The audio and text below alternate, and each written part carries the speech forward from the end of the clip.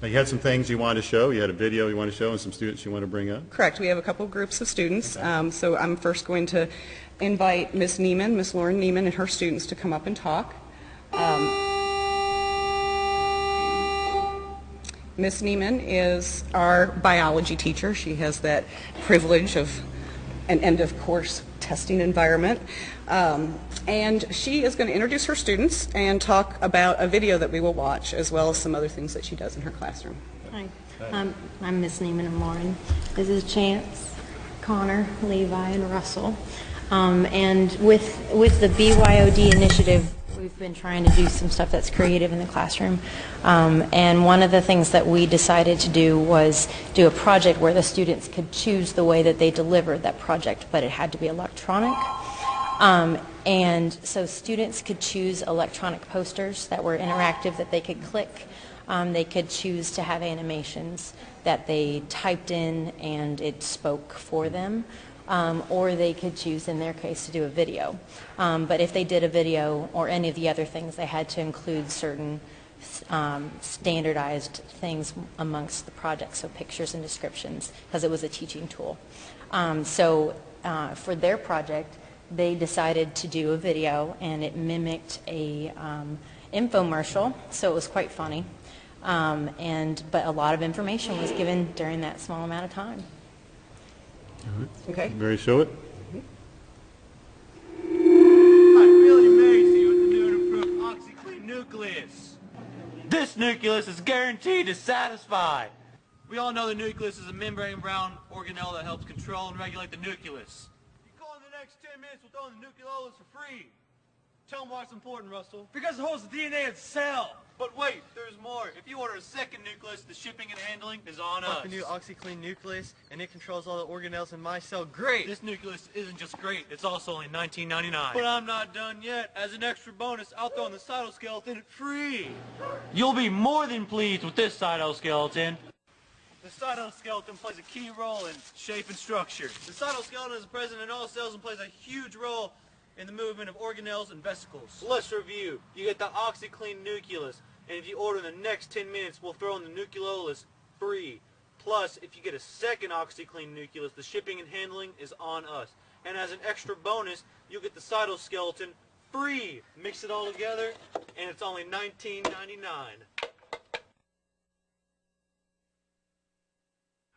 I'll take 30 of those. So I'd like the students to actually talk a little bit about how they created that video.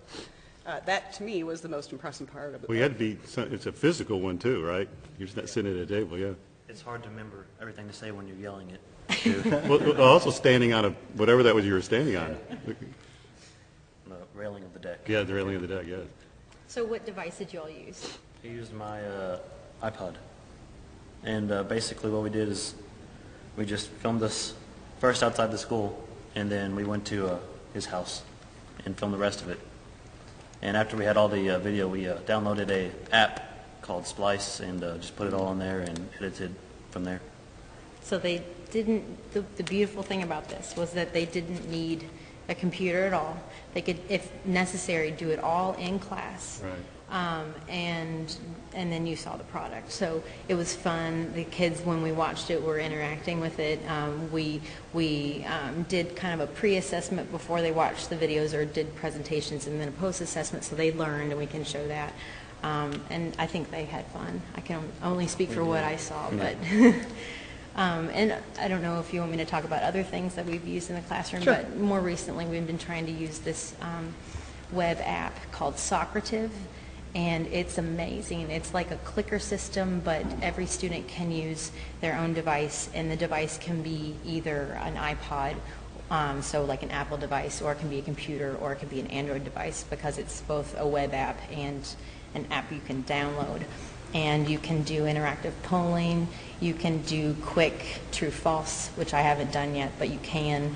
You can do interactive studying. So will one of you all describe what we did with the space race using Socrative?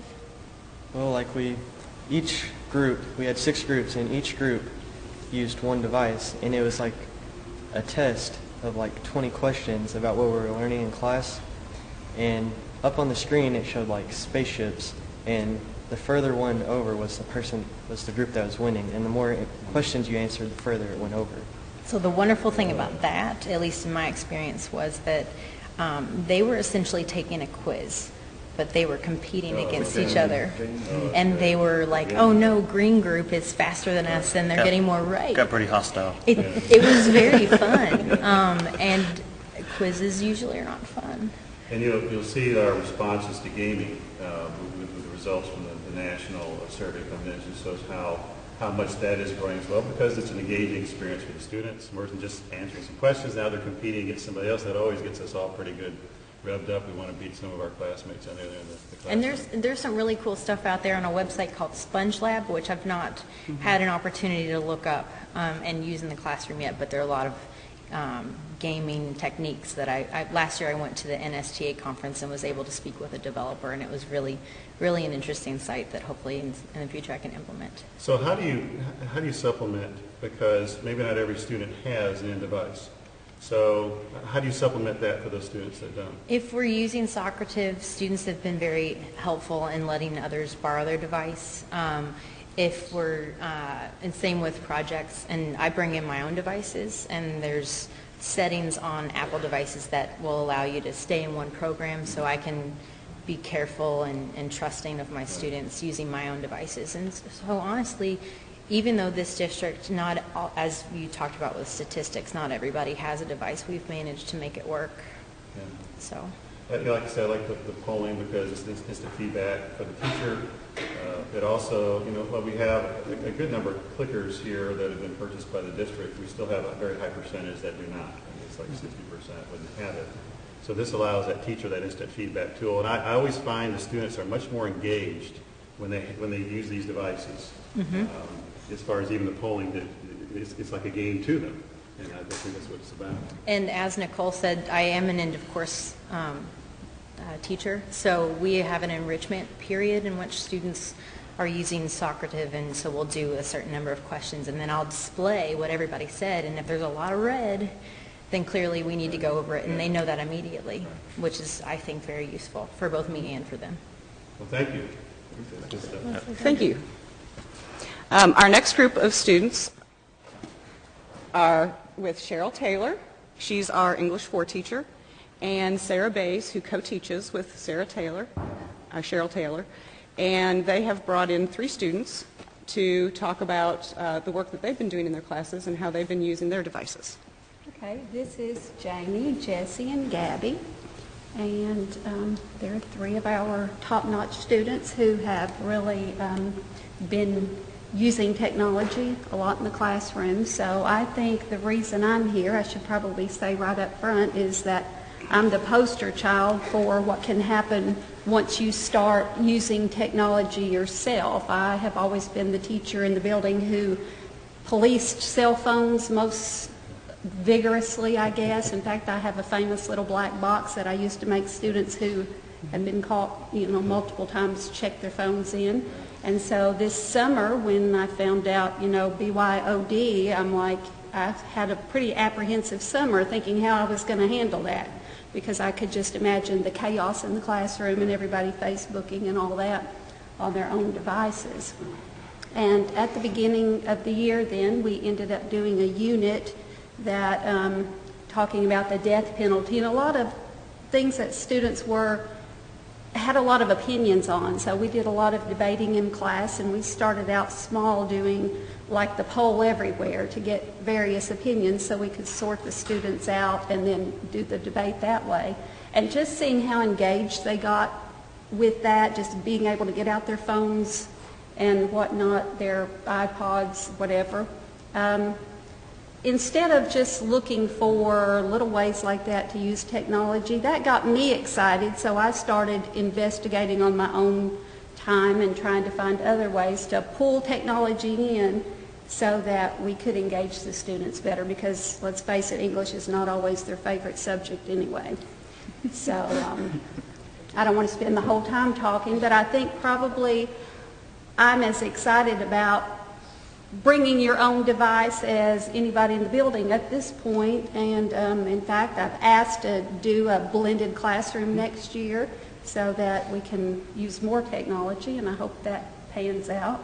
But I want to let them talk a little bit. I just want to say it's really exciting. We use a lot of Edmodo in class, and it's pretty exciting to be able to log onto your computer at 10:30 at night from home and see a dozen students who are doing the same thing, to check, to access different folders and things that we've put in there for their use. So I'm bringing my own laptop. I use it every day. I use it for writing papers, looking like web vocab words for Miss Taylor. I use it to get on dictionary.com if there's not enough dictionaries in class. I use it to get on Edmodo because she puts worksheets and stuff on Edmodo for us to do, little quizzes for us to do and turn in, and they go straight to her computer, and she can see how we're doing on them, see what we need to work on, and if we're not in school, we can get on Edmodo, and all the assignments that we missed are in a assignment folder on Edmodo. It's incredibly helpful. I bring my iPad and my iPhone to school. I use my iPhone for, like he does, dictionary to look up vocabulary words. In one of my classes we make videos, and I can mesh them together that way. But we do a lot of stuff on Edmodo. We've gotten to the point where we take quizzes on Edmodo. She gives out our assignments on Edmodo. It's incredibly helpful, especially if you don't get to finish your homework in class. You can just take it home. As long as it's turned in by the end of the day, it makes it a lot easier and a lot quicker. You can do your work that way. It's been a really helpful tool for us. I used it briefly last year with another class. This year we've really gotten to dig deeper into it and take advantage of all the notifications and different ways that it can help us. So it's been very helpful for me. I use it in two of my classes. Math, in the beginning of the year, we used it a lot to do college stuff and take math classes and everything.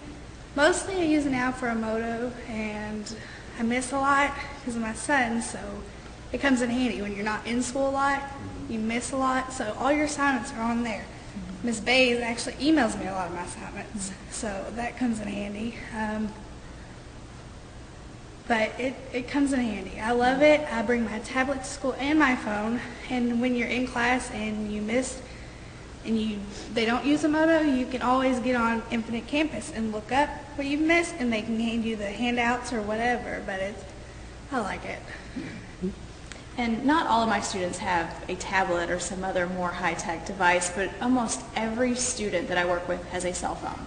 So a program I utilize a lot is called Selly, and it allows me to contact students, whether if I'm in another room in the building, because I move around daily to different classrooms, so that they can either contact me here at school if they need me, if they have a question about something, or even at home if they're working on an assignment and something doesn't make sense. I always have my phone with me. I'm kind of anxious that it's not on me right now, but so that way they can contact me whether it's at home about an assignment or if I'm in another classroom co-teaching, if they need me for anything.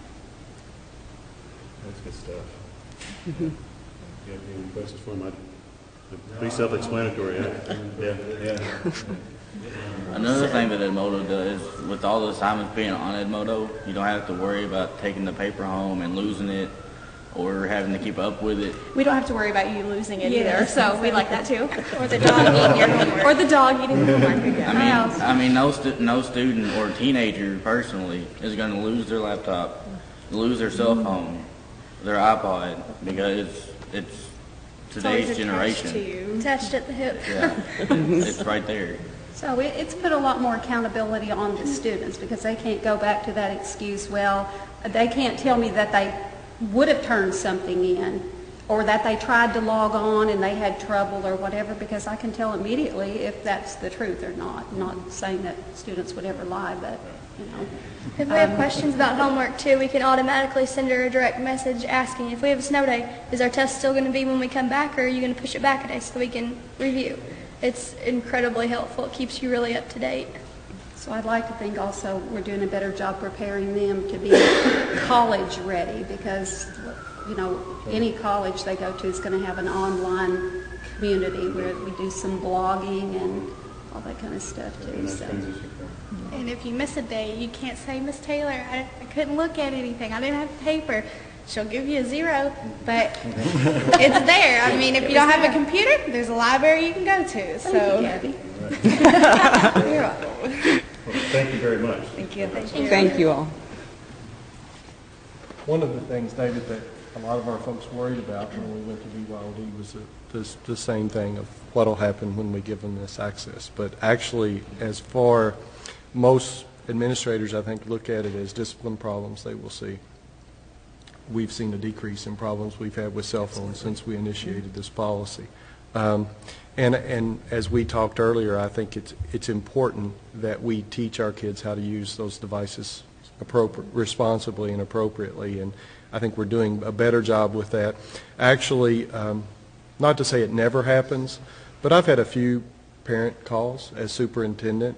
You know, all those kids are doing now at school is staying on Twitter and Facebook.